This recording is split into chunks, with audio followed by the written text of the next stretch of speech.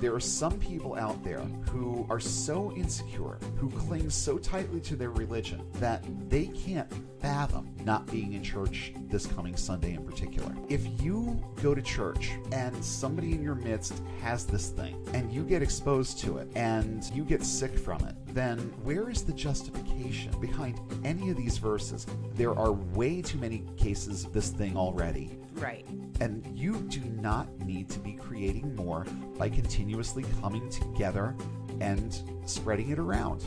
If you're on the fence and you're trying to decide what you're going to do, let me help you make the decision just a little bit easier. What's more important, your own gratification and your own need for normalcy, or simply knocking the ever-loving shit out of this thing before we all start getting together again? You are not doing anything wrong by making a decision that keeps other people safe, that keeps you safe, that allows this thing to run its course just a little bit faster. Welcome to Unbound, A podcast for new atheists, and lifetime atheists, ex-evangelicals. truth seekers, and free thinkers. There is life after faith. And life here is good. It's time for a new perspective. And a better conversation.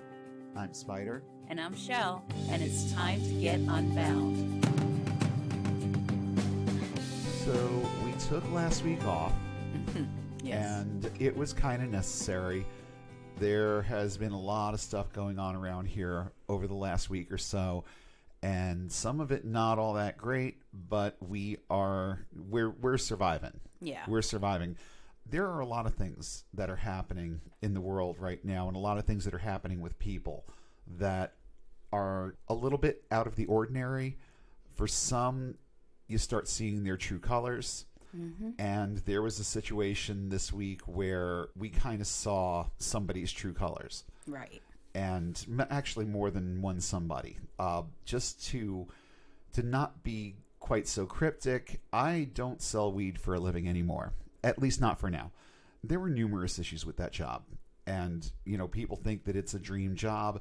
They think that it's one of the better things that you could be doing in retail. I tend to agree in the right setting, in the right atmosphere. But this particular workplace never really provided either of those things. Right. And it was a difficult situation for me because I really have a passion for what I do. But at the same time, I'm dealing with a lot of different attitudes about a lot of different things. And let's just say that things sort of came to a head this past week, and decisions were made that basically they put me out of a job, but for the time being, I should be okay in terms of benefits and whatnot, stimulus coming through and all that. I'm not terribly worried, and I'm just trying to decide right now what my next move is going to be. And I'm certain that there are people in our audience that are basically in the same spot right now, right, where drastic changes have happened as a result of the COVID crisis. And honestly, I don't think that things would have developed the way that they did with work if they weren't complicated by this. It's having a profound effect on a lot of people. And I think that certain decisions were made last week that certain people will wind up regretting. And then comes the part where I decide how I'm going to handle how they deal with it in the future, if that's even a thing that happens. I'm not hopeful, but I also believe that once this is all over, there are going to be a lot of people out there who are going to look back at some of the things they did, some of the things they said, some of the ways that they treated people, and it's going to have an effect on them. It's going to have a long-term effect on them because a lot of people are, for me, my anxiety has been through the roof for a long time. And ever since this whole thing started, my anxiety and other things have just really been spiking. Yeah. A lot of anxiety, a lot of fear, and I had reason to be afraid in that workplace. I'm just going to leave it at that because I know a lot of people listen and people know where I worked. I'm not going to go into any more detail about that, but let's just say it's been a while since I felt safe at work. Right. And I had reason to feel unsafe. And anything that I tried to get through to the people who could do anything about it kind of fell on deaf ears. So there I was doing the bulk of the work to try and keep people safe. and just after a while completely burned out. That's really what it boiled down to, is that I just got so burned out, and it just made it very, very difficult to continue functioning under the conditions that I was being asked to function under. I'm doing good. I'm in very, very good spirits, and it's going to give me more time to work on things like this and even come up with some new ideas and some new projects. And I'm really looking forward to the couple of months off that I'm going to get out of this, because it's going to help me kind of regroup in my head and figure out what I really, really want to do. Do I want to go to another dispensary? Do I want to just try something else completely? I loved what I was doing. I thought that it was important. I thought that it was good for society. But there were a lot of huge negatives also that I'm keeping in mind as I decide whether or not I want to stay in this industry or pursue another option that I've had on the table for a while too. So, I'll keep you guys posted. I'm doing fine.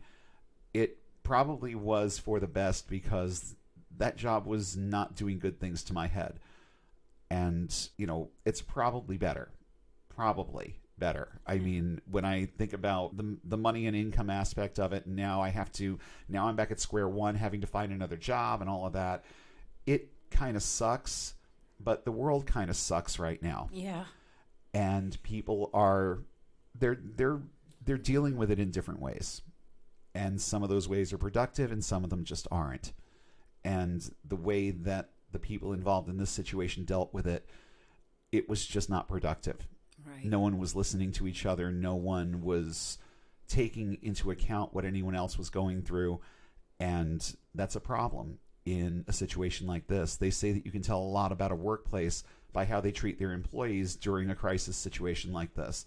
So it's true. It's true. And that is absolutely the last I'm going to say about it.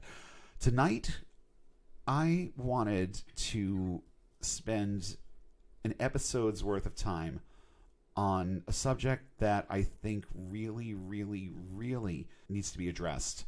And that is the sheer number of people who are still going to church, who are still getting together in big groups in the middle of this crisis. I spent a lot of time on our Christians Behaving Badly segment last time around on this. I'm trying to keep more of a cooler head as we go through this time. Yeah. But my initial plan last week, I knew that I was too burned out and I was a little bit too stressed out to think about doing an entire episode. So I thought, let's do a mini-sode and just go over some of the stories that are coming out about this. Well, there are so many stories that are out there about how evangelicals are simply scoffing at this thing, not giving it the respect that it deserves, not being diligent, not doing what they should be doing to stay protected or protect anybody else. And there are many, many, many examples of this. And lies that people are being told about it, bad thought patterns that are being put in their head about it. Right. Like, I can go to church because church is safe space. God will protect me. But as you will see, that really is not the case. People are coming down with this in large numbers, in large groups, and the vast majority of the large groups that are still meeting in this country are at church. Just to give you an example, Florida religious services are exempt from stay-at-home executive orders. Now, I'm not sure what it is that makes getting a huge number of people together in one place safe just because it's a religious observance. And I totally understand the whole separation of church and state thing. I understand that churches are supposed to kind of have sovereign rule over themselves. They don't get government subsidies. They don't pay taxes. Well, some of them do get government subsidies, and that's a whole other that's a whole other conversation. Some of them actually do. But in the grand scheme of things, most churches are on their own. And I think a big part of the reason why people are still being encouraged to go to church is because a lot of churches don't have any other recourse when it comes to paying their bills. all of the money that they make comes from their parishioners. I get that, but I also understand that if you keep bringing people together and they get this and they start dying off, they can't tithe anymore now, can they? No. And that's a real problem. So I thought that just to illustrate and elucidate some of these points, I asked Shelle to look up some verses that deal directly with God's protection. And I'm going to have her read some of these verses, and I'm going to see if I can find a story in this list while I'm scrolling through that kind of fits with the verse that she picks. So in case you haven't figured it out, we're just getting right into things today. And it's yet another example of an entire episode based on Christians behaving badly. Yeah. But I really wanted this message out there because I want those of you who are still in this thing, who are in states and in locales that have relaxed the rule about corporate worship.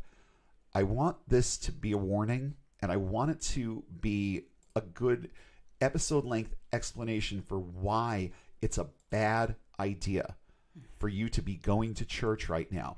If you're still going, if you're contemplating going this weekend because it's Easter, all I can tell you is that it's time to rethink. Yes. I'm going to try and get this episode out by Saturday so that people have a chance to hear it and decide whether or not they really want to set that alarm on Sunday and expose themselves to something that could very easily be deadly to them. So let's just start out with some of the, actually, before I go into the story that I got up in front of me, it's cringeworthy. Give me one verse. I want to see if I want to go with this or if I want to go with something else. All right. I'm going to go with the NIV for this. Isaiah 41:10. So do not fear, for I am with you. Do not be dismayed, for I am your God. I will strengthen you and help you. I will uphold you with my righteous right hand. That's a really, really good verse. And here's my answer to that particular verse. 43 people fall ill at Pentecostal church after revival. 10 test positive for coronavirus. This is from a website called christianpost.com. And this was from Friday, March 27th of this year, obviously this year. Several members of an Illinois Pentecostal church are either at the hospital or in home quarantine after at least 43 of their congregants fell ill following a revival service 2 Sundays ago, and at least 10 of them have tested positive for coronavirus. Right. So, I mean, where is this protection? Where is right. what God is supposed to be doing here? 43 people fell ill. 10 of them tested positive. That means that what happened with the other 30? Probably something like the flu or something else communicable, because COVID-19 is not the only thing that's out there right now. Right. No. So, I mean, on a normal Sunday, something like this could easily have happened with the flu. But here's the thing. On a normal Sunday, you're not expecting bad things to come creeping into your sanctuary. Right. Right now, we have a real and serious threat. So I don't care if all these people came down with the flu or something less serious but still communicable. The bottom line is we've got 10 more cases of coronavirus that we just didn't need to have. Right. I mean, it's so pointless and so nonsensical and so unnecessary. In a Facebook post Wednesday night, Lena Locascio, wife of Pastor Anthony Locascio, who leads the Life Church of Glenview, said at least 43 of the approximately 80 people who attended, so half of the people, wound up sick in one way or another. 43 of the approximately 80 people who attended a March 15th service at their church have fallen ill, and everyone who has been tested for the new coronavirus has come back positive for the virus, which has already killed more than 1,400 people and infected more than 97,000 people worldwide. 43 infected minimum from this church or people connected with the church. You see, that's another problem right there. Right. You're bringing in outside germs. I mean, even if these people lived together, Right. Even if they were all together in this one space and they were living communally together, there's still other people coming in and out of their midst. People making deliveries, people stopping by the church for any number of reasons. Right. And, you don't have to have symptoms to be carrying this and spreading it. And this is a revival service, so they always draw parishioners from other churches, like some very far away. Yeah. Some of these people have groupies. Yeah, they do. And it's very true. Some of these traveling preachers are followed around like they're the Grateful Dead. So, yeah, there's that problem as well. And that's why so many states are issuing stay-at-home orders, because it really doesn't matter whether or not you're around the same people most of the time. Sooner or later, you're going to have to go out and buy a gallon of milk. Okay? And who knows what you're going to come into contact with when you go out to get that gallon of milk. So there are problems that almost everybody is aware of. I don't know of anybody who doesn't understand what the ramifications are of being around people, being too close to people, spending too much time in the presence of other people. This was another bone of contention with me at work, was that there were people coming inside and lingering for way longer than what was safe. Right. And that's a problem. I don't care if it's one person or 5 people or 50 people. They don't need to be in one place for that long. No. And it is problematic. Now, how long is long? 10, 15 minutes of breathing the same air, of being in the same place, of them depositing whatever they've gotten onto their clothes or onto their hands or anything else all over my workplace. Right. So it's the same thing with the churches. You could have 0 symptoms. You could be negative for this virus and still be carrying it around with you and putting it in places. Right. You don't know. You don't know. I love the excuse that they gave here. We had a guest speaker. We were promoting it. We made the announcement, if you're sick, stay at home. We didn't know that this would happen. No one knew. Why didn't you know? Right. You see, it's starting again. Didn't I have the same reaction last week? Right. It's like, well, we didn't think that this could happen to us. Well, why didn't you? Right. Because your God is greater? 43 people out of 80 got sick. And no, they didn't all come down with COVID-19, but 10 of them did. And like I said, it's 10 more cases than we ever needed to have. Right. If those people had simply stayed at home, then maybe 1 or 2 would have been infected because of who they lived with. Right. But a lot of times it just takes one. It only takes one person in your midst that has it and doesn't know it, or when they got their cash back for their coffee on their way to church, it got on their hands. Then they came to church and shook somebody's hand because apparently that's okay too. And now all of a sudden it's just spreading around like wildfire. And yet, well, you know what? We had this planned for a while. We told people if they were sick, they should stay home. It doesn't matter if you're sick or not. That is not a criteria. No, it isn't. I mean, how many people come to work with colds, which they shouldn't be doing. But, you know, our country is wonderful at giving sick leave. And some people come to work with very bad colds that really they should be in bed.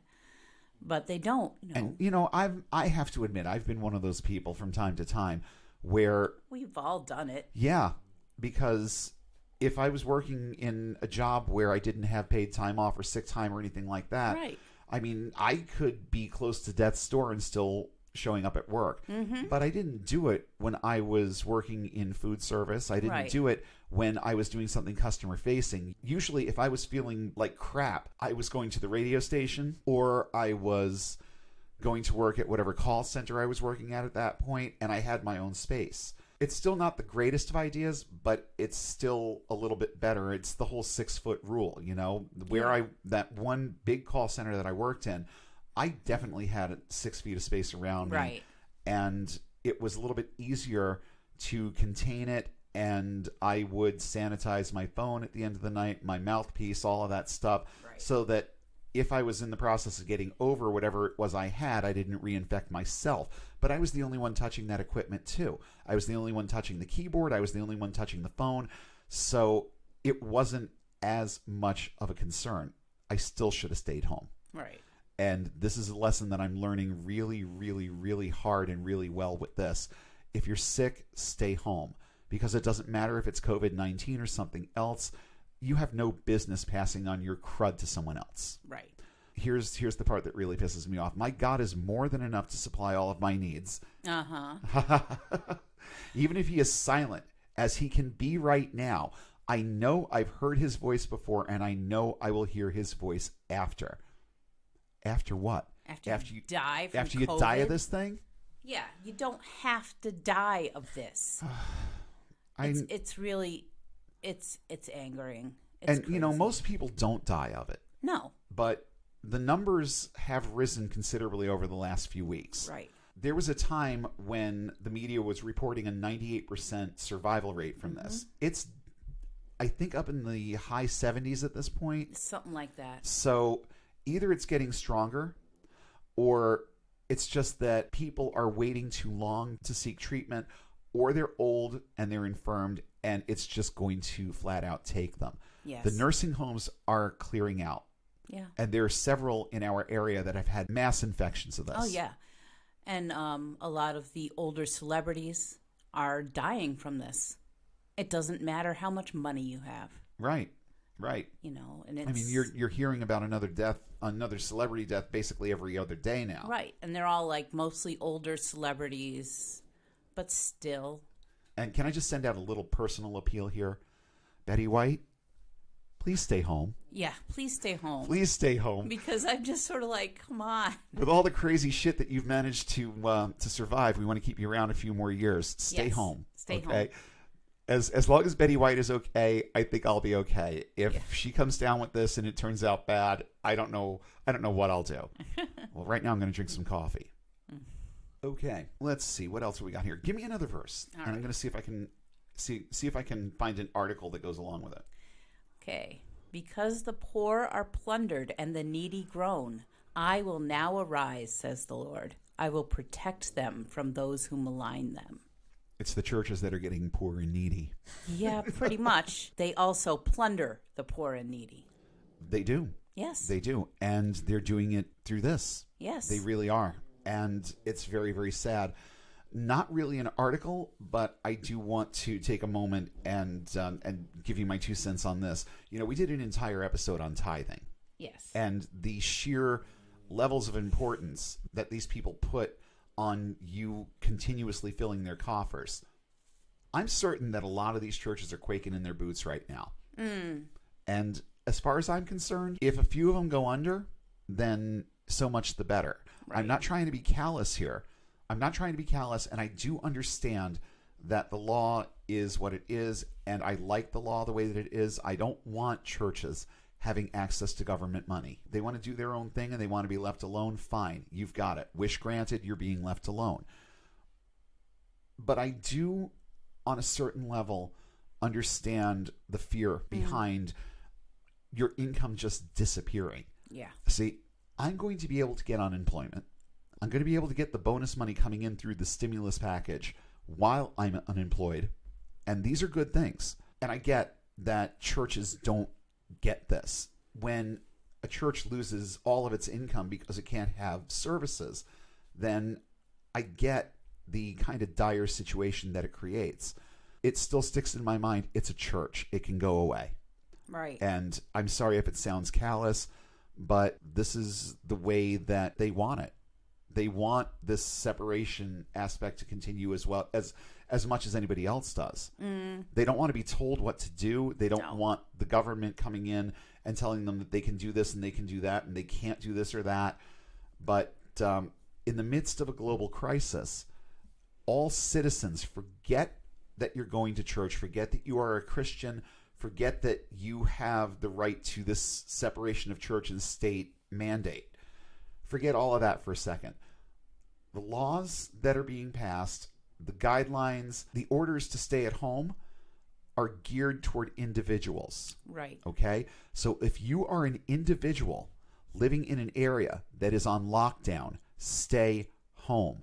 This has nothing to do with your religious freedom. It has to do with the fact that people are dying, that there are way too many cases of this thing already. Right. And you do not need to be creating more by continuously coming together and spreading it around. Right. So forget about what rights your church has and start thinking of yourself as a private citizen in the midst of this thing who is under the same restrictions, the same rules, and the same guidelines as anyone else. Just because your pastor says it's okay does not make it okay. Just because you have a placard in your car that says that you're going to church doesn't make it okay. Right. All right? Because they're doing that in some areas. They've got like little placards that you can put in your cars so that if you're out in an area where they don't want you out, they see that and all of a sudden it's okay for you to be out. Yeah, okay. No. So yeah, I actually did find one article in here. I think I referenced it a second ago or toward the beginning of the episode where there are still about 14 states out there that don't have any kind of stay-at-home orders in place. Yeah. And churches are operating in these states and people are still going. And people are getting sick. Yes. But they're getting sick in smaller numbers only because the states in question have more sparse populations. Right. So when you look at it per capita, when you adjust the numbers for the population, just like the Electoral College does, you start understanding that the numbers are about the same anywhere you go. So just because your state or your town, let's look at it in terms of a small town. Let's say there's 3,000 people in a town. Right. Okay. If 300 people in that town come down with this, that's 10%. All right. Now, let's say you live in a state where there are 300,000 people. And now there's 30,000 cases there. It's the same 10%. It's a lot more people, but it's the same 10%. So you can't look at it and say, okay, well, this state has 30,000 cases and we only have 300. Or state, town, whatever. You know what I'm talking about. Okay. I think there's more than 300,000 people in most states. So I should be saying towns, not states. But we have lived in, I think we live in a town right now that has a population that's considerably higher than that. Right. Our numbers are minuscule. I mean, we're not even talking 1/100th of 1%, which is nice. But even so, let's just say it's 1/100th of 1%. That number is still going to be higher in a town that has 300,000 people than it ever will be in a town of 3,000. Right. So don't look at these raw numbers and say, I'm safe if I'm here and I'm not if I'm here. Figure out how many people are already there and figure out what the percentage is. You're going to find that it's close. In most areas, it's close. And in areas where people are still coming together in various ways, still going to work every day, not observing social distancing, not keeping apart the way that they should be, they're going to see more cases over time. Those numbers will start to flip-flop. And I don't think that some of these state governments have the foresight to understand that we are nowhere near being out of the woods with this yet. Oh, no. And there were people 2 weeks ago who thought that it was going to be over by now. Our illustrious disbander-in-chief was saying that it was going to be over by now. Oh, yeah. And no. This is a battle that we're going to be fighting for a while. Yeah. And it's going to be a disruption for a while. And the coming economic storm that's going to happen as a result of this is going to have worldwide effect. So when you're thinking about whether or not it's safe to go out just because you live in an area that's sparsely populated and you don't know anybody with it, doesn't matter. You wind up going to church with somebody who went and visited somebody who had it and didn't know it. Right. You have a relative come visit during the week. They have it. They don't know it. They go home. They've already given it to your entire family and you don't know yet. Now you take your entire family to church. Your kids are playing together in the nursery or out on the playground after service. Everyone's getting together in the fellowship hall. Everyone is hugging and shaking hands. So now everyone in your family that has it on them because this person was in your house is now spreading it all over your church. Yeah. And I know that it's going to sound harsh, but you're potentially killing people. Right. And that's not good. All right? Just look at your own book. You'll see firsthand that it tells you in black and white that it's not a good idea to kill people. Yeah. So if you're in a situation where you could cause severe bodily harm to someone, then it's real important that you be responsible at this point. Honestly, if I have to put it in these terms, then fine. I think your God will understand. Right. Okay? All you have to do is decide that he understands. There you because go. that's where he exists, is in your head. So just decide that he understands and decide to stay home. Right. That's going to be your best course. Give me another verse.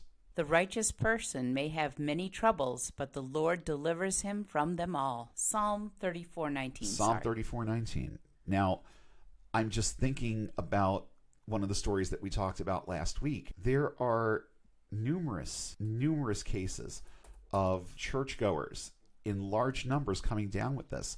So where is God's protection?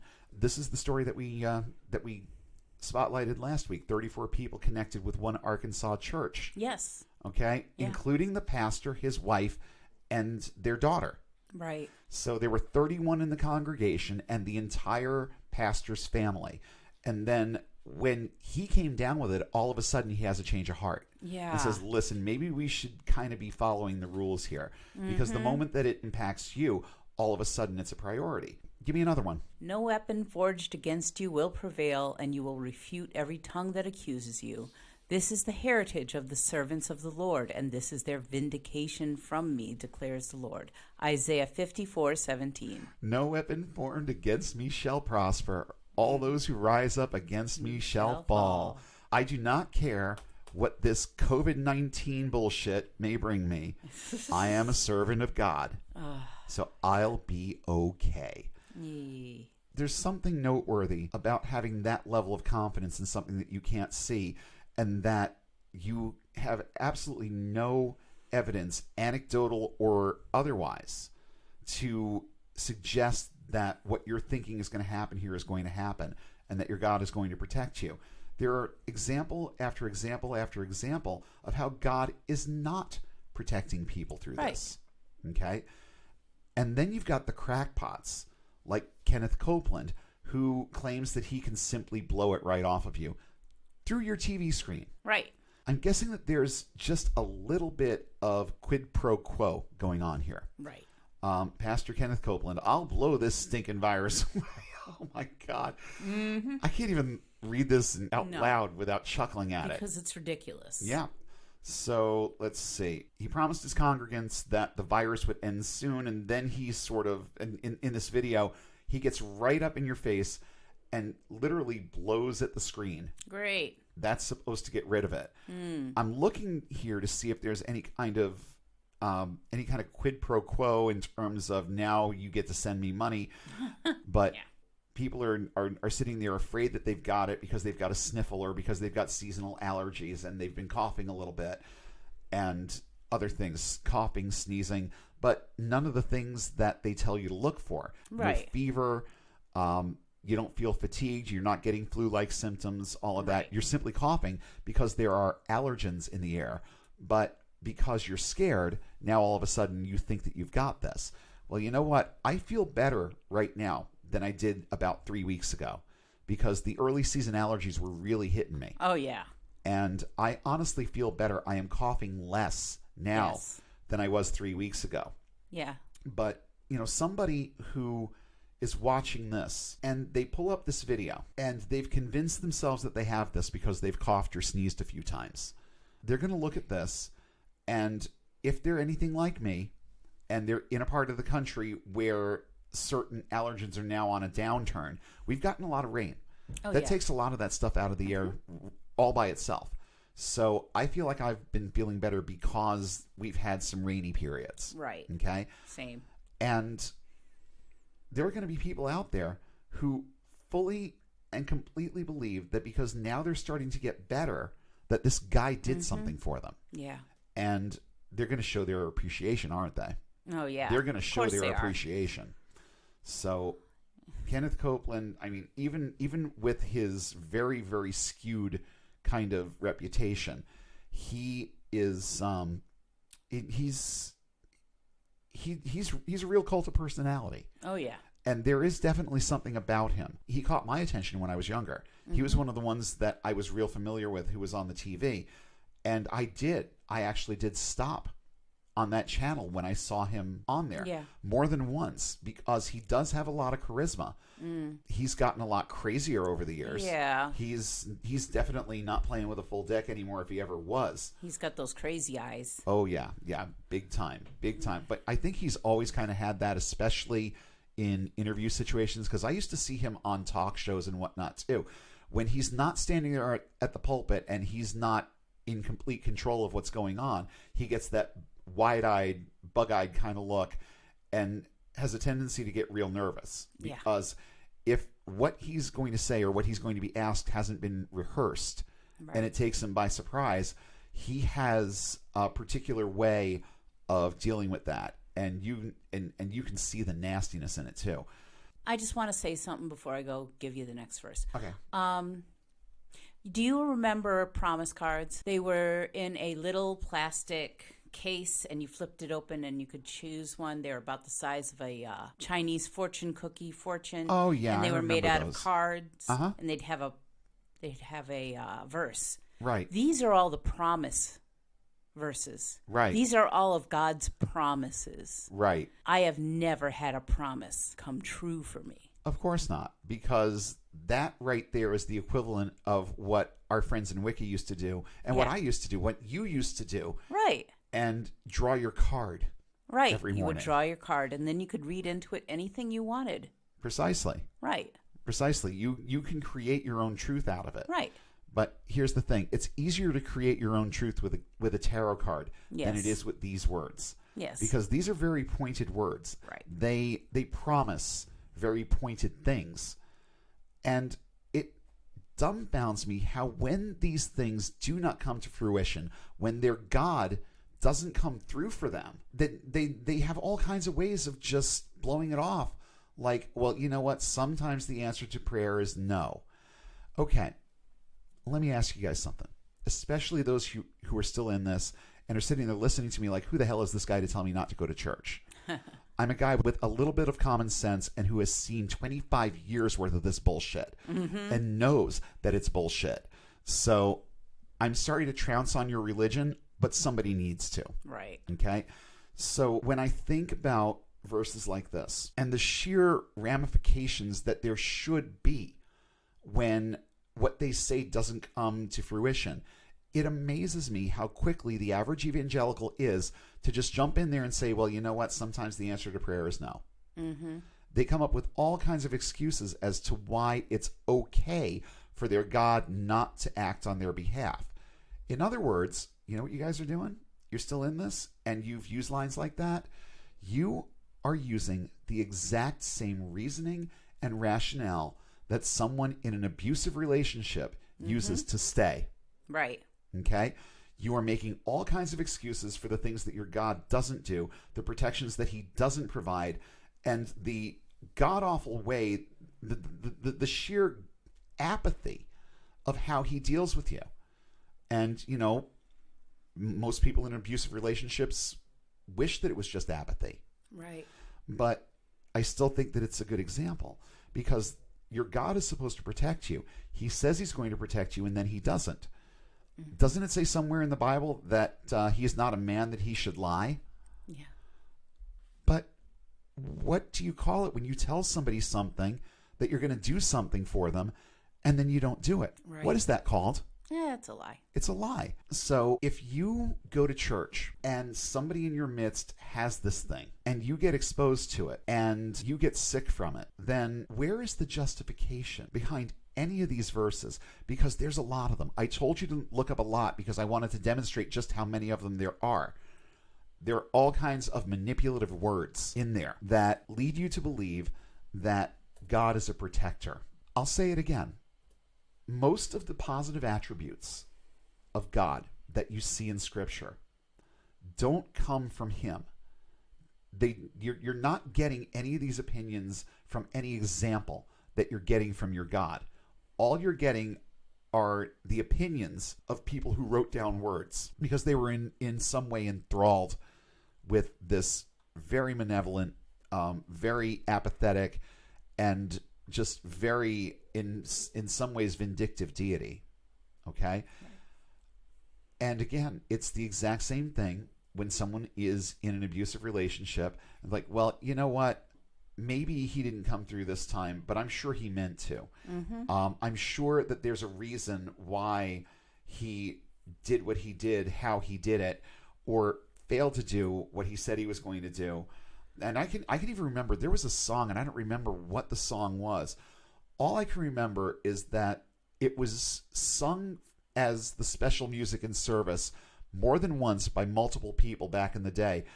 And I seem to recall the line going something like, and even if he chooses not to move in the way he said he would, I'm confident that he's still working all things out for my good. Right. I don't remember what the name of the song is, but I I think remember the song line. is called He Is Able. Yes, that's it. I've sung it several times. Yeah, okay. Yeah. If he chooses not to move in the way he said he would, I'm confident he's working all things out for my good. Yes. I will stand upon his word, for he is able. And it's the same thing that you see in the book of Job. Yeah.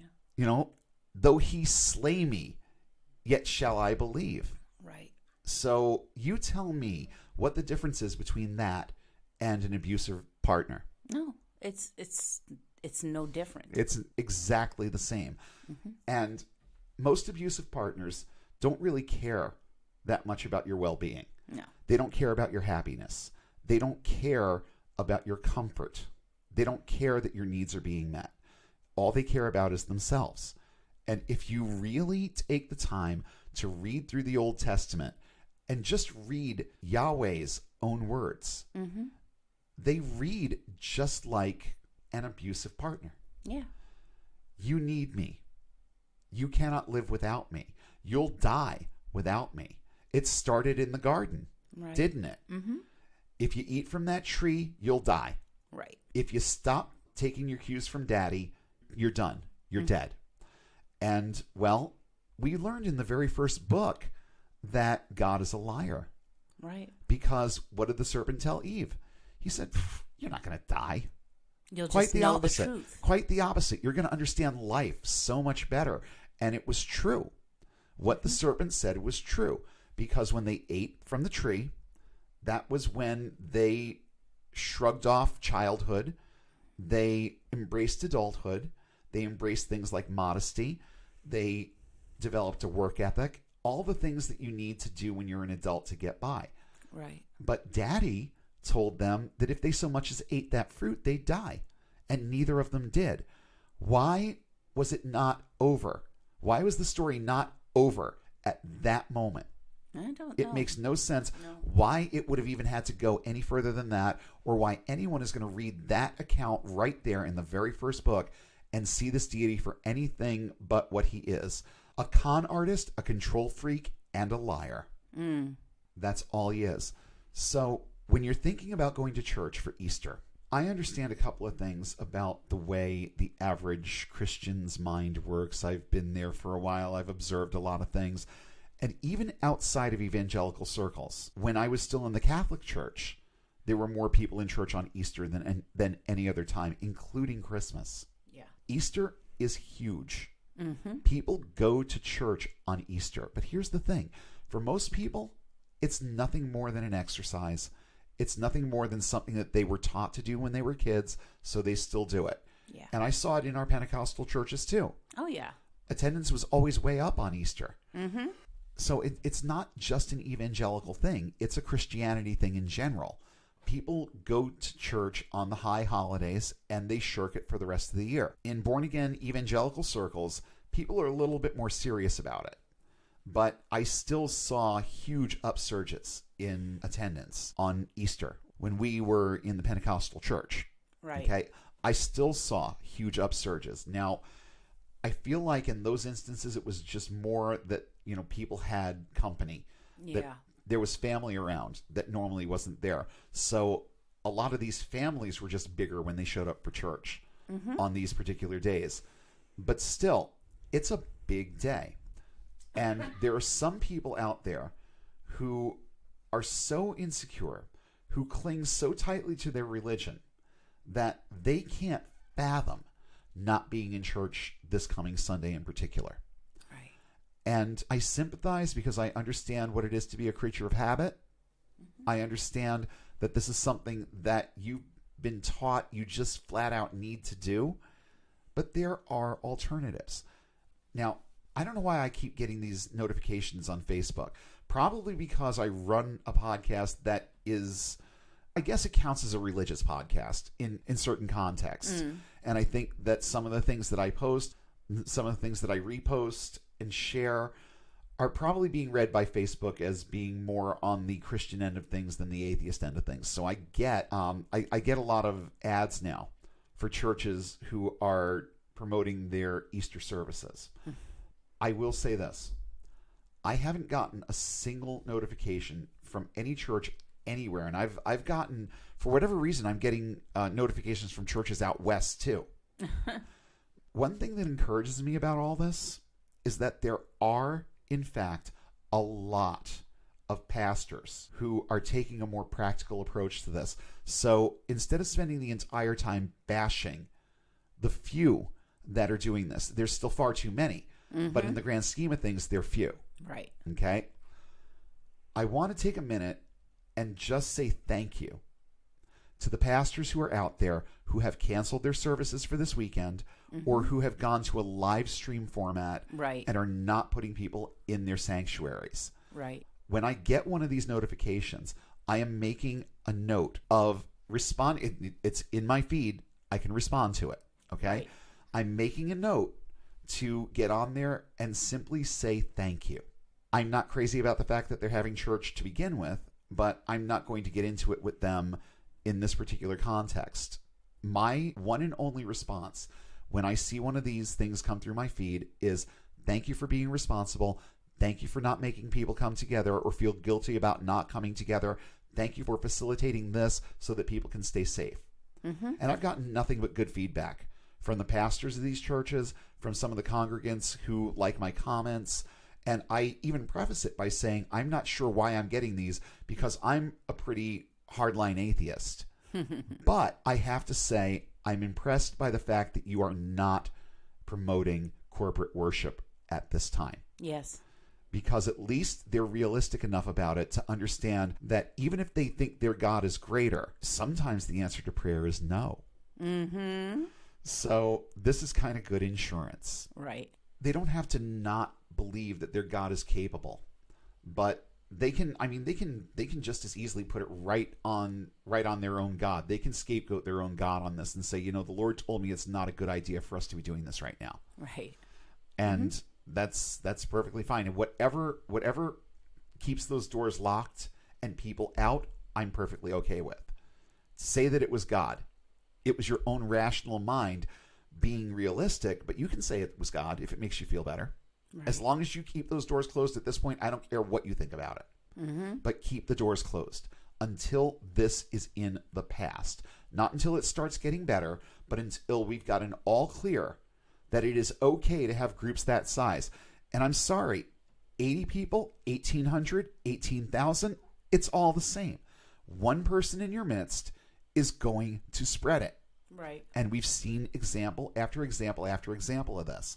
So if you are a pastor who has canceled your services on one of the biggest days in the year and is forfeiting a good number of your offerings from people who are just going to show up for that day and thumb you a few bucks for being there, right, I just have to say I commend you, because clearly there are things about this thing that you're doing with your life that don't revolve around money, that are more important to you than money. And your congregants are important to you. You are being a responsible shepherd. Right. You're fulfilling your responsibility to your flock. And keeping your doors closed is one of the best ways to protect them from the wolves that are out there waiting for them right now. Right. So thank you. Obviously, I would prefer that you weren't having services at all, but that's a whole other conversation. We could sit down over a cup of coffee and talk about that sometime. But for right now, let's deal with the immediate problem. And you are dealing with it the right way if you're keeping your doors closed this Sunday. Yeah. Now I want to talk just one more time and just for a few minutes to those of you who are on the fence, who are at least somewhat contemplating going out and going to church this weekend. I understand that you miss your friends. I miss mine. I understand that you miss the fellowship that comes with being in a public place with people who share like ideas, people who you get along with. I understand that you are going to miss the entertainment aspect of it and the energy of it and the emotion of it. Let me make sure that you understand something. Unless I get through to you first, you're going to have more opportunities to go to church. Okay? This is not a forever thing that's happening, but it is happening, and it is serious. So your opportunities to do these things will return with everybody else's opportunities to do their things. Because believe me, there are people I would like to see right now. There are things that I would like to be doing. There are places I would like to be going. I never thought that I would have this big of a Jones to simply go to a fucking movie. Yeah. Okay? But at the same time, I understand why I can't. I understand why I can't be at a bar and enjoying a drink right now. I understand why I can't be at a concert. And I sure as hell understand why I can't be at church. Yeah. Okay? So just think about that.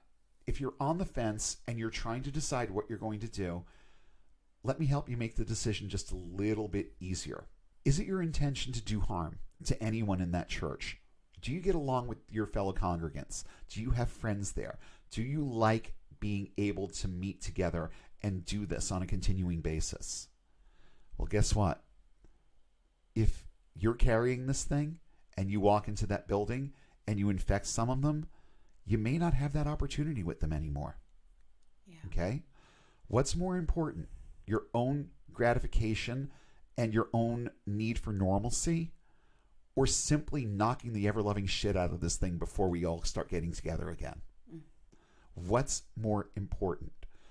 Don't think of it in terms of anything spiritual, because at the end of the day, if your God is what he says he is, then he understands this too. Of course, I've said it many, many times before, and I'll say it again. Your God's opinion is almost always going to fall in lockstep with your own. Why? Because that's what it is. It is your opinion. If it comes down to it, go ahead and pray about it, because the answer that you get is going to come from your own sense of reason. And I think that you already know, before you kneel down to pray, I think that you already know what the real answer is here. And I think that you already know what the safe answer is. And I think that you know that in the long run, this is a temporary thing and that you will get to do this again if you don't keep listening to this show. Because in the next, if I have a couple of months to put this messaging in there, you might not want to go back anyway. But right here, right now, there are things that you're missing. There are people that you're missing. There are experiences that you're missing. And so much of what happens in evangelical churches revolves around emotionalism and sensationalism that you develop a need for it. It becomes something that you need in your week, in your day, in whatever. There are, and I get that. I totally get that. But I also get that we're kind of in a bad way right now. Not just in this country, in this world. This entire world is being affected by this. You know what? Get on Facebook and find an interesting church that's streaming their services. Yeah. If your church is stupid enough to be holding service this Sunday, get up, grab your coffee, stay in your PJs, pick up your phone, and find a live stream of a church that looks like fun. Yeah. I cannot believe I'm sitting here encouraging people to waste their time on this. But I feel like it's the lesser of two evils at this point. Yeah. It's the same thing, in my opinion, as designating liquor stores as being essential businesses. You know why the liquor stores are open right now? Because the hospitals do not have the beds to accommodate people going through withdrawal because they don't have access to their booze. That's why the liquor stores are open.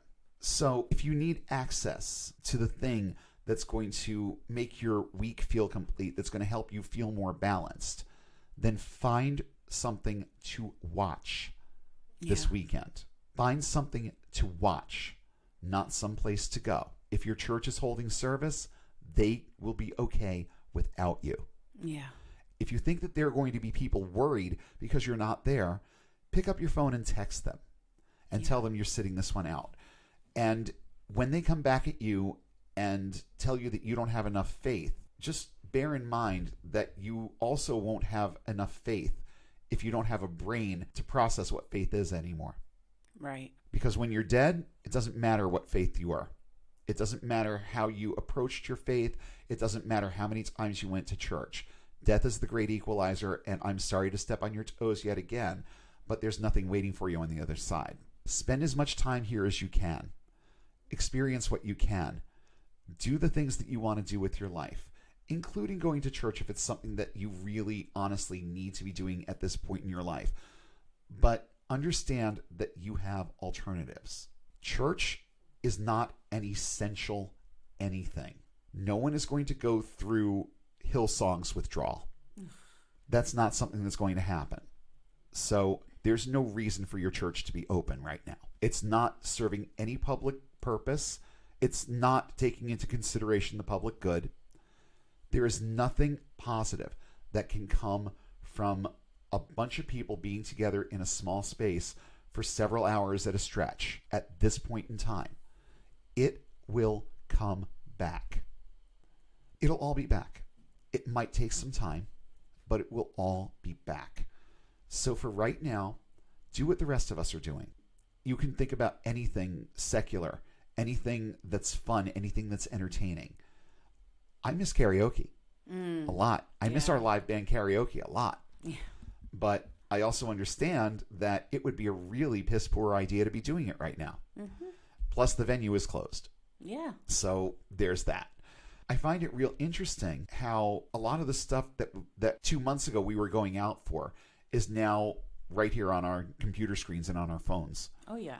A lot of venues that have live music on the weekends are streaming live music. Yeah. The Planet Fitness is doing live classes. They're doing like workouts that you can do at home because they're closed. Right. Yeah. And so you can't get to the gyms. So they're kind of giving you a little bit that you can do on your own without the equipment, unless you are strength training, weight training, and you need that. You know what? You can buy barbells too. Yeah. Okay. But just to put a period on this, you are not doing anything wrong by making a decision that keeps other people safe, that keeps you safe, that allows this thing to run its course just a little bit faster. You want to get back to church? Then stay away right now. You'll be back faster. You want this thing to be prolonged? You want it to be something that's still affecting your ability to worship the way that you want a year from now? Keep going to church. Evangelical churches are some of the only, and they're not the only, but there's some of a very small number of organizations that are defying all of this right now. And it's troubling because they're not seeing any good end to any of it. No. Okay? Just the examples that we read tonight. They're not seeing good ends. They're not seeing their God move in any supernatural way. People are still getting sick. Keep that in mind. How quickly do you want to be able to get back to doing this? Yeah. If you want to get back to it in a few months, stay home on Sunday. If you want to be selfish and go to church and risk getting it yourself or risk spreading it because you don't know you've got it, then prepare for this to be something that you deal with for a while. Yeah. We all have to work together here. We all have to do our part. We all have to minimize the amount of time that we spend away from home. We all have to minimize the number of times that we're going to stores and interacting with other people that we don't know. We have to change a lot of our routines. I've never had to shop for 2 weeks at a time before, but we're shopping for 2 weeks at a time so that we don't have to be in those stores. Right. Okay? Yeah, I can get a little store crazy sitting at home, but I'm also a professional copywriter, so I've got work. I'm home and I'm making money. So that's a good thing. Yeah. It does get a little bit, I mean, the boredom can be incredible. It can be incredible at times. But at the same time, I'd rather be bored than stiff as a board. Yeah. okay? At least I have the perception of being bored. There's that. Mm-hmm. I'm not in a medically induced coma on a ventilator. I'm here. I'm doing what I'm doing something that I really like and enjoy, and I'm doing it from the safety of my own home, only interacting with people that I interact with normally. I'm putting this out a little bit early for this reason. I hope, beyond all hope, that if you're hearing this on Friday night or Saturday, that it's enough time for you to really contemplate what that decision is going to be on Sunday. I really hope that you're taking my words and Shelle's words, our words tonight, to heart, because I'm not just sitting here spouting rhetoric. I'm reading real stories of real people who are being steered into harm's way by their pastors, and it's sickening. It's a small number. Most of them have enough common sense to be closing their doors, but even a small number can have a huge impact on this thing. Mm-hmm. This Sunday, I challenge you. Commit when you go to bed on Saturday night that you're going to turn off that alarm, that you're going to allow yourself to just wake up naturally on Sunday and experience Easter in the personal way that you really should be. Because if your relationship with Christ is personal, then you really don't need the reinforcement of 500 of your closest friends to be able to maintain that relationship and that fellowship, should you? Maybe the problem is that it's the people that make you feel connected.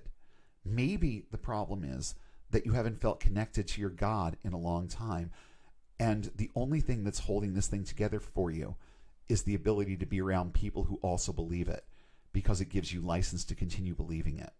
If that's you, and if you just don't feel the presence of your God when you're not in that setting, ask yourself why that is. Because he's supposed to be around all the time, isn't he? He's supposed to be everywhere. I should be able to just stop what I'm doing and start talking to him and have him listen. Right. Okay? If you don't feel like that's happening, then maybe that's something else for you to think about as you contemplate whether or not you're going to set that alarm. Because let me tell you, you set that alarm, you get up, you go to church, and you are showing your intent to do harm. I know that it's probably not your conscious intent, but knowing what you know about this thing and understanding what the risks are, you are doing harm by setting that alarm and getting up. So think about it. Think long and hard between now and when you actually have to make the decision. If on Saturday night you simply turn out the lights, get into bed, and forget about setting that alarm, I think you're going to learn something about yourself. And I think you're going to learn something about your God. And I think you're going to learn something about where your help and your comfort should really be coming from. Because it starts with you. Every prayer that you have ever prayed has basically just been in your own head. Every perceived answer to prayer that you've ever gotten has come out of your own head. Or it's just been a matter of coincidence. That's it. And I think that with the sheer number of times you've prayed for things and had the answer come back as no, it should be pretty apparent that it's an ineffective way of dealing with anything. Mm. So get in bed, turn out the lights, turn off that alarm, because if you do, it's the first step that you're going to be taking to getting and staying unbound. We hope you enjoyed this episode of Unbound. Show topics are chosen based on their timeliness, relevance, and social impact. Have suggestions for future topics? Email us at unbound.podcast.network@gmail.com with all your comments and feedback. Please don't forget to like, share, and throw a few 5-star ratings our way, and follow us on all major social platforms. And don't forget to hit subscribe if you haven't already. Links to our social pages, as well as a full list of cited sources in today's episode, are listed in the show notes, available at our website, getunbound.org. That's get-unbound.org. If you value this resource and would like to see it continue, please consider supporting us on Patreon at the link in the show description. And be sure to check for new updates every Sunday when we'll come together again and take one more step toward getting and staying unbound.